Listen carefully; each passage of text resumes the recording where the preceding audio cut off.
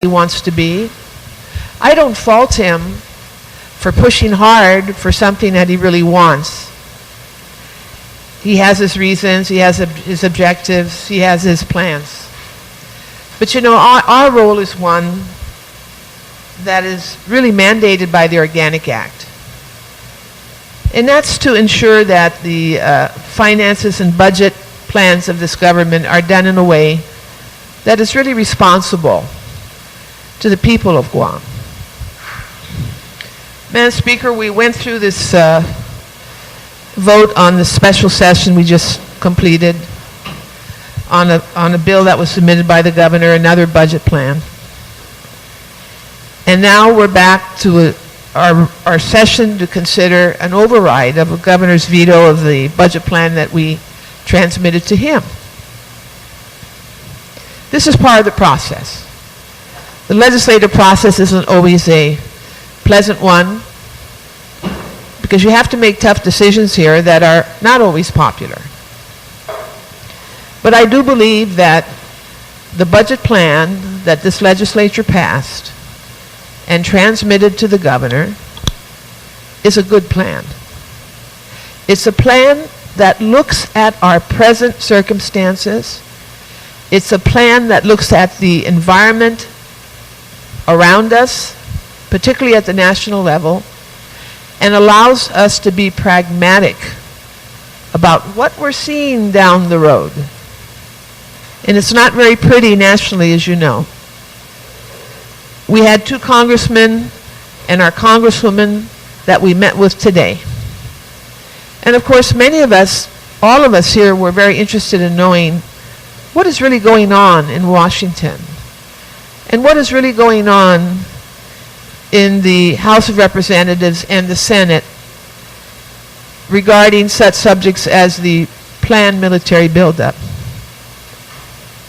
And it was clear to us that although the 2 congressmen and of course our congresswoman that met with us today are very, very supportive of the buildup plans because they do believe it would be good for America's security and good for our island, they also made it very clear to us that there is opposition to this plan, particularly the U.S. Senate. As a matter of fact, I had the chance to talk to the congresswoman after that meeting for a little bit, and she told me that a member of the Senate recently wrote a letter to the Department of Defense challenging them for having let out the construction contracts that have been let out on Guam for the military buildup recently. And that's Senator John McCain. That is very disturbing, Madam Speaker. That members of Congress would be that aggressive to try to stop the authorized, approved budgets of the Department of Defense for the Guam military buildup for this year from being actuated. This is the kind of stuff we're up against right now. We don't know how this is going to affect our monies. Some may say, oh, there'll be no effect. Yes, there will be an effect. Because this will impact potential revenues for this government. This will tell us 4 or 5 years down the road whether we're going to be able to pay for a very large bond offering when the payments are due. Now really, Madam Speaker, with reference to this override matter before us, there is nothing wrong with the budget that this legislature sent to the governor.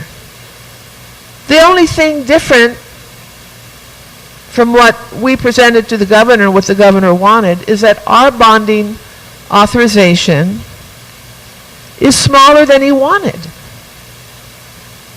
But $180 million is a lot of money.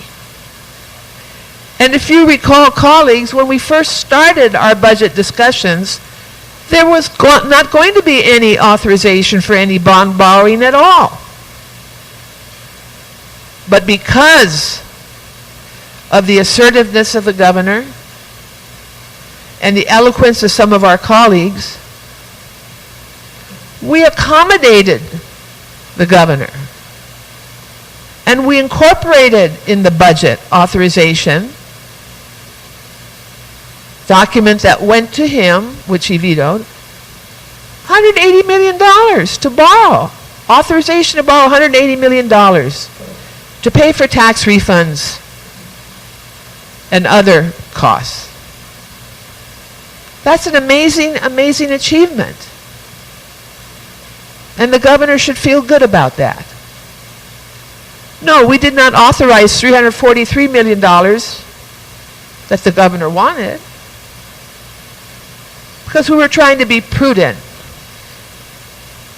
Because of the economy we're in right now, and because of the unknown questions occurring in Washington that could affect our federal funding later this year or next year and years after that.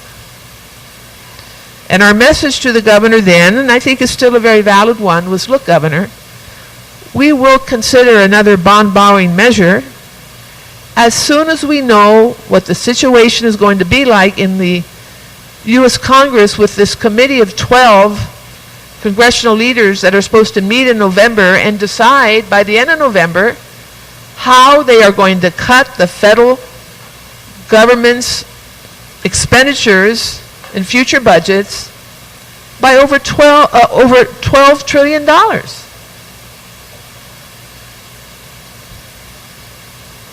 You know, these 12 people have been given this responsibility are going to affect the lives of every American in all the 50 states, in the territories, including Guam, in the Commonwealth of the United States. But we just don't know how. But we do know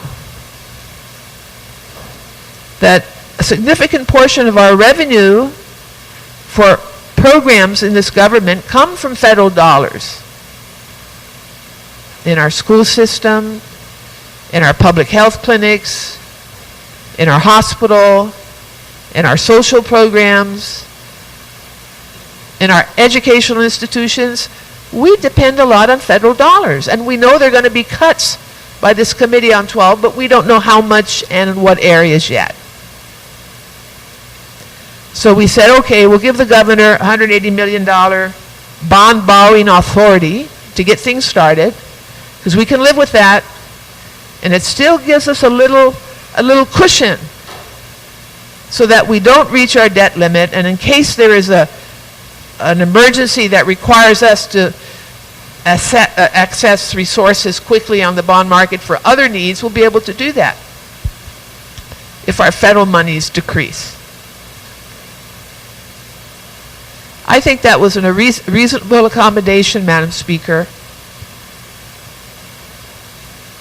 So I, as a member of this legislature, thinking objectively, only objectively in what's really in the best interest of this community, and I think what's in the best interest is to be prudent, reasonable,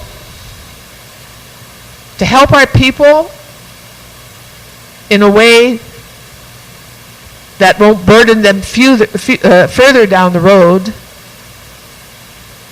but bring them relief now when they need it. And I think that the budget that we transmitted to the governor does that. And I do support the override of the veto of that budget. Thank you very much. You're welcome, Senator Guthertz. On the motion, notwithstanding the objection to the governor, I recognize Senator Palacios. Thank you, Madam Speaker. Madam Speaker, I rise in support of Veto Bill 145.